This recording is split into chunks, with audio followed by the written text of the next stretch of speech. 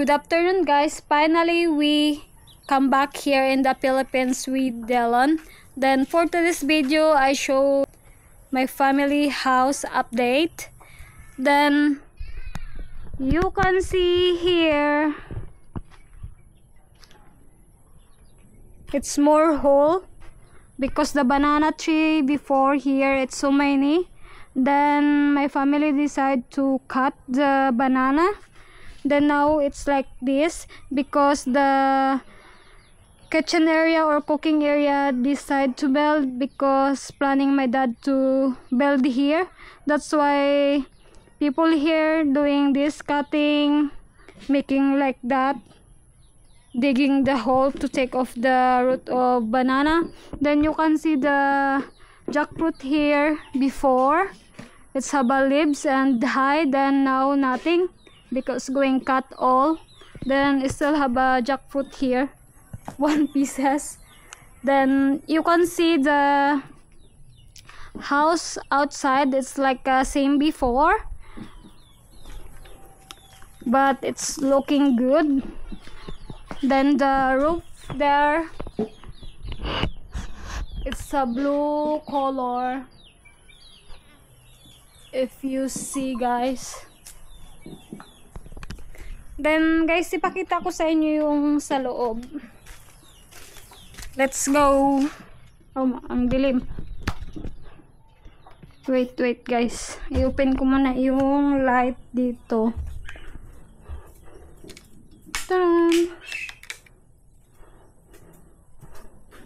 Dito yung kusina ng aking pamilya. Then di patapos dito lagyan ng skim coat. Siguro sa mga ilang araw pa. Dahil busy pa po sila. Then you see guys, my mom and my dad bed. Then sofa bed. This one it's a clean clothes. Need to fold later because my mom and Marjorie nothing here. Then TV. Then the picture there, teddy bear, you can see. Then the floor guys, it's looking nice because of paint. Then dito guys, sa loob, ito medyo natanggal na yung thumbtacks. Then nakita mo dito yung TV namin dati na medyo nasira na, mahirap na makita yung tao. Then makikita mo dito guys, 2 kwarto. Ito ay kwarto ng aking kapatid. Mayroon ng skim coat. Yan, sabay with kulambo. Hindi niya tinatanggal kasi ginagamit yan. Maraming lamok pag gabi na dito. Then dito sa kapatid ko na lalaki, yan, ito yung kwarto niya. Then ipapakita ko guys kung ano yung ginagawa ng aking pamilya sa labas.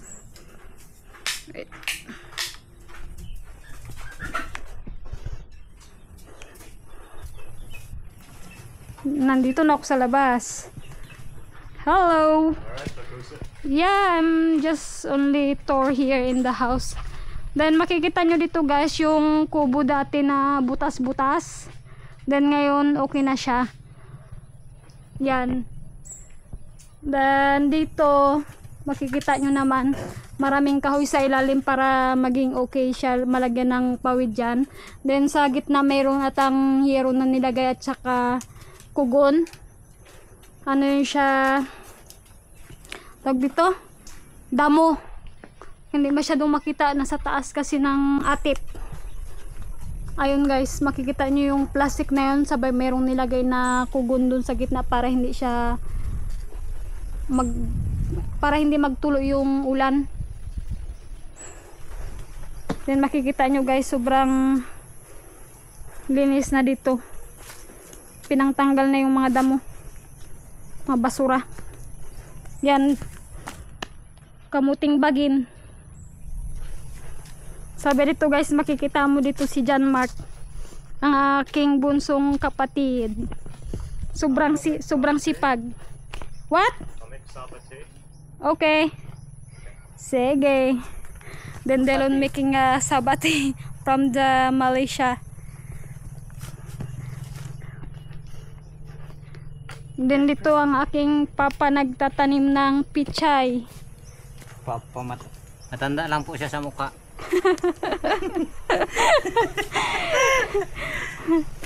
Yan, makikita nyo guys.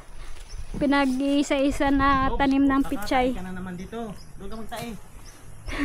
Si Kubo doon, parang gusto pa ata magbutas ng tataihan niya guys.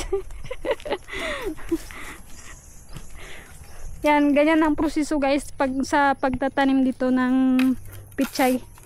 Mano-mano lang. Hindi na kailangan ng kalabaw na ng linya na ganito.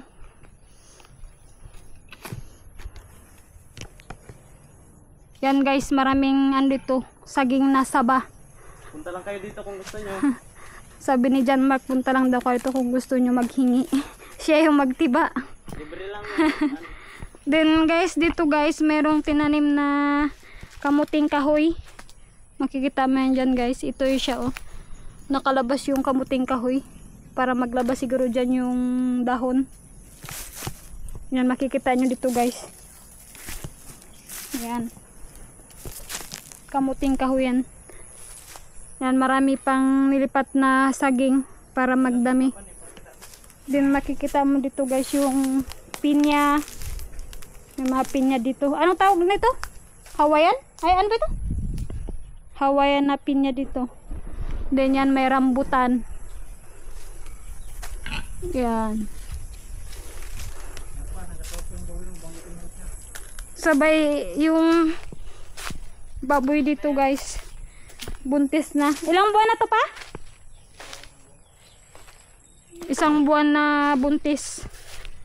Then sa sunod mga anak na to, makita nyo guys, meron na siyang titirahan. Pag gumulan, meron na siyang sisilungan. Hey! Then ito na guys, nakaraan na yung binibidyo ko na salayot. Sobrang taas na ngayon. Mataas na sa akin. Yan, makikita mo puro green na dito. Yan. Sabay dito guys, ito yung pintura na nakaraan na binili. Na sponsor ni Michael. Thank you so much. Sabay ngayon, ginawa ng tataniman ng pichay kasi wala ng pintura. Yan, nilagyan ng isa-isang pichay. Dito maraming pwedeng itanim. Dito nang galing yung tinatanim doon sa kabila na pinakita ko kanina. Yan, dito sa may likod ng bahay. Puro saging rin dito guys. Saging yan. Tapos na lagyan ng skim coat dito banda sa may likod. Dito banda, hindi pa masyadong tapos guys. Then, the crocodile board. Need to put the white color. Maybe soon. Kasi yung mga tao dito busy pa magtanim. Then, makikita nyo dito guys. Yan yung araruhan. Hindi pa siya tapos linisan. Siguro sa mga ilang araw pa bago malinisan, bago taniman ng sitaw. Yan ang aking older brother. Siya tanggal, ganyan yung pagtanggal guys ng pichay. Kailangan maingat ang pagtanggal kasi yung kailangan yung ugat kasama para maganda yung pagtubo. Hindi siya mamatay. Sabay ilalagay dito guys. Diyan. Yan.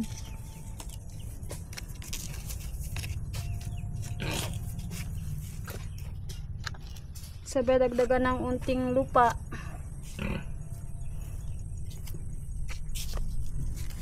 Sabay yan may tubig na pwedeng ilagay doon. Pag na ilagay na dyan. Tingnan nyo guys, dito mayroong malaking langka. Yan. Mga ilang araw pa, mga 4 na araw siguro hinog na yan siya, pwede nang kainin. Diyan siya hinarvest guys. Diyan sa puno na ito. Then makikita mo mayroong mga langka. Yan. Sabay dito yan. Binabalutan siya para maganda yung loob.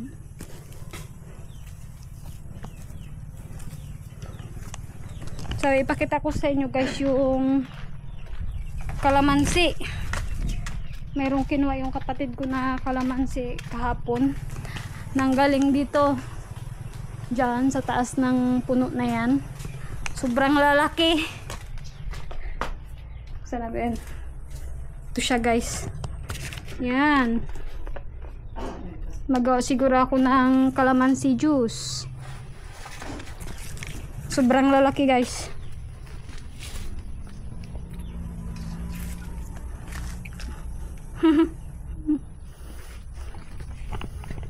Tsaka magbalik na ako guys sa bahay. What you did? Jogging. You not see me? Yeah, I see you. But now what you bring here? Saba tea, actually. Saba tea is from Borneo rainforest. Yeah. Then you see here guys, it's 5 cups for John Mark, my father and my older brother and Dallon and I. No, none for you. Why? Because I want 2 cups. Sige. Then we have Graham here and Nutella. Thank you. Merinda time. Merinda na.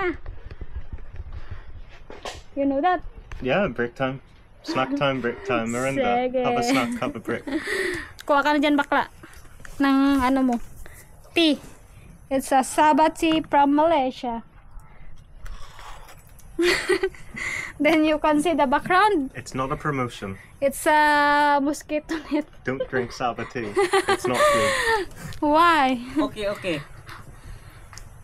okay. Where? Okay. Where's the bargain close stop? Where? Okay. Not okay. Okay. Okay, it's, ukoi. Yes, it's Okay. potato Yeah. and vinegar. Yeah. But okay. Here's Sa the bargain. Yes. Guys, makikita nyo dito yung ano langka. Ito maraming langka. Jackfruit tree. Then makikita mo dito guys, meron pala ditong tanim na ampalaya. Hindi ko napansin kanina. Yan mga ampalaya guys. Pero wala pang malaking bugsok. Ito harvestin lang ng pang ano lang, talbos, panggulay. Hindi to siya pabungahin. Pero si Delon hindi yan kumakain ng bitter melon. Yan guys. Hanggang doon banda guys yung ampalaya na tanim. Kinong tanim to? Oh, tanim ng aking older brother. Then soon mag-ano to siya, magtangkad. Palitan kailangan ng stick para magtaas siya. Ito guys, amat-amat na siyang tumataas ito.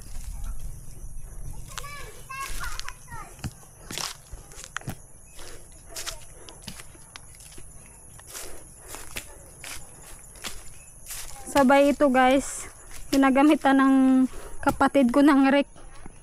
Nabungkal ko na kasi. Pangbungkal ng lupa. Nabungkal ko na tumatarang pala kaya malambot na. Yun dyan lang.